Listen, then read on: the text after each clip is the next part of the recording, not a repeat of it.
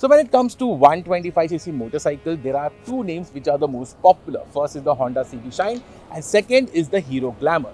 In fact, the Glamour is Hero's most popular 125cc motorcycle as it has sold over 80 lakh units. But over the years, the Glamour has kind of lost its sheen. To give it a shot in the back, Hero has launched the new Glamour X. This is the most feature-loaded 125cc motorcycle in the segment and it's lost in between the Extreme 125R and the Super Splendor. So let's check out what the new Glamour X has on offer.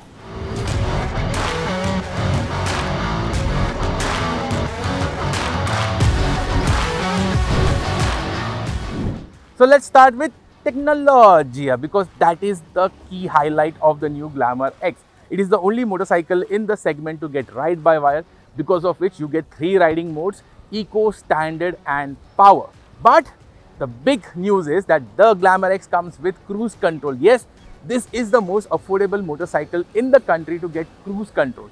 Now you might wonder why a cruise control on a 125cc commuter. Even I had my questions. According to Hero officials, this has been done for fuel efficiency. You put this motorcycle in eco mode, and when you want to extract more fuel efficiency on the highway, you have to keep the throttle constant.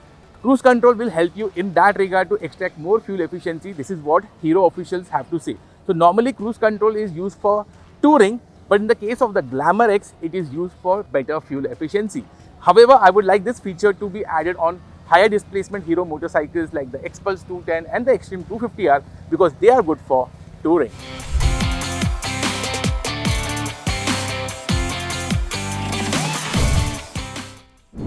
The other big highlight of the Glamour X is the engine. Now this engine is shared with the Extreme 125R and it's not shared with the Glamour or the old Super Splendor.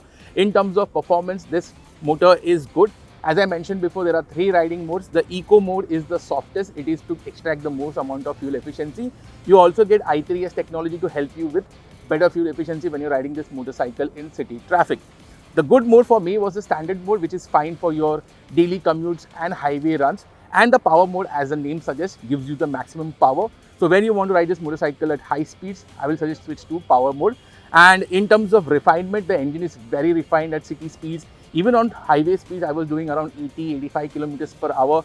The engine felt very refined, very composed. It is free revving because it is from the Extreme 125R. So in terms of performance, although this looks like a 125cc commuter, it does offer you good performance. And coming back to the gearbox, it gets a 5-speed gearbox. The clutch is very light. The shift quality is very good. You can see the commuter connection in the gearbox because this doesn't get a toe shifter. It gets a heel and toe shifter, which is the norm for a commuter motorcycle. So in terms of performance also, the Glamour X is very impressive.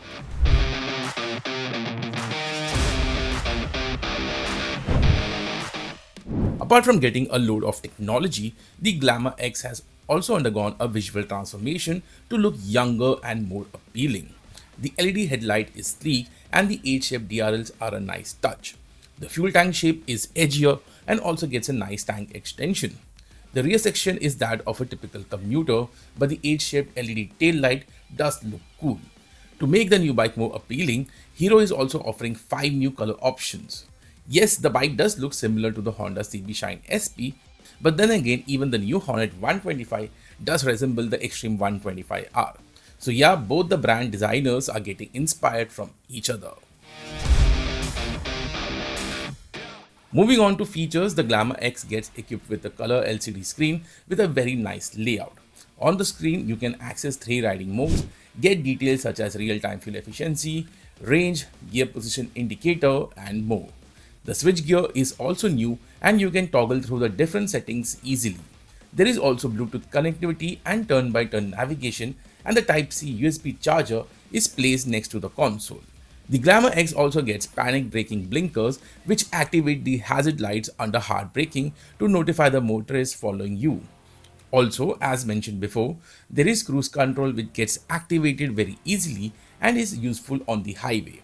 While the design is good and the list of features are exhaustive, quality levels need improvement. The tank extension felt flimsy, the switchgear pods were a bit loose, and you can see some crude welds on the frame. A Hero product is renowned for being robust, and the Glamour X didn't give that confidence.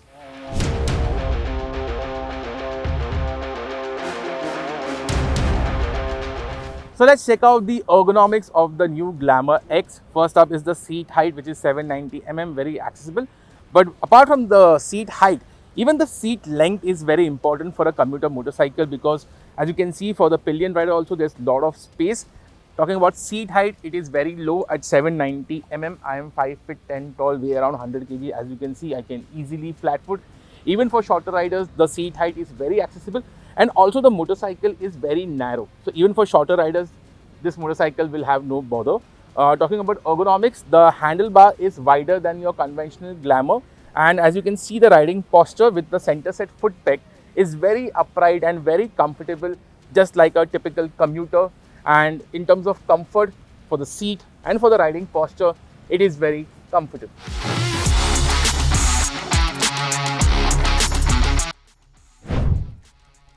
While the engine is from the Extreme 125R, the frame and the hardware is the same as the Glamour platform.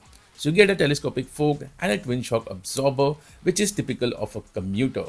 The ride quality is a mixed bag as well. While riding solo, I found the rear to be a bit on the firmer side, but the suspension tuning has been done with a pillion in mind or a load at the back. As we have experience in many commuters, they ride more comfortably with a pillion. Weighing in at just 125 kg, the bike felt extremely agile and nimble. And even though you will not go corner hunting on the Glamour X, it was quite fun on some twisties we encountered. The variant we rode was the disc brake, and the stopping power was adequate.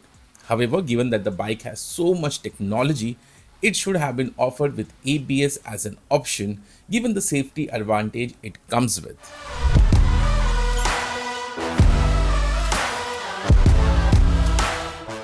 So let us get first pricing out of the way. The Glamour X is available in two variants. The base drum variant is priced around 90,000 rupees, and the top end variant, the disc brake variant, is priced at 1 lakh rupees, and this is the variant that we have tested. So in terms of pricing, the Glamour X is very competitive. But coming back to the motorcycle, I think Hero has to be applauded for being so bold to offer so many features on a 125cc commuter is unheard of. Yes, a lot of people might argue that does this motorcycle need all these features, but it helps to distinguish the Glamour X in the sea of 125cc motorcycles. And the Glamour X also delivers in the three more crucial aspects for a commuter motorcycle, which is fuel efficiency, comfort, and ease of use. So on those ethos, for a commuter motorcycle, the Glamour X is impressive. Having said that, it does misses out on a single channel ABS. I think that is a big miss from Hero, because if you are adding so many features, and ABS would have helped in increasing the safety of this motorcycle. But maybe once the ABS mandate comes in, which is supposed to come in next year, the Glamour X might get the single channel ABS. So overall, the Glamour X is a good effort from Hero, because it also looks more sportier than the older Glamour, which looked a kind of boring. Yes, it is not as sporty as the Extreme 125R and looks like kind of being based on the Honda Shine SP, but it does have some kind of a visual appeal. So the overall appeal of this motorcycle is good, and I think the Glamour X has a good opportunity in the 125cc commuter segment, which is seeing a lot of action. So that's our take on the new Glamour X. What do you guys think about this motorcycle? What's your take on the features which has been added on this motorcycle? And is anything else you want me to address in the comments? Please do let me know, and thank you for watching.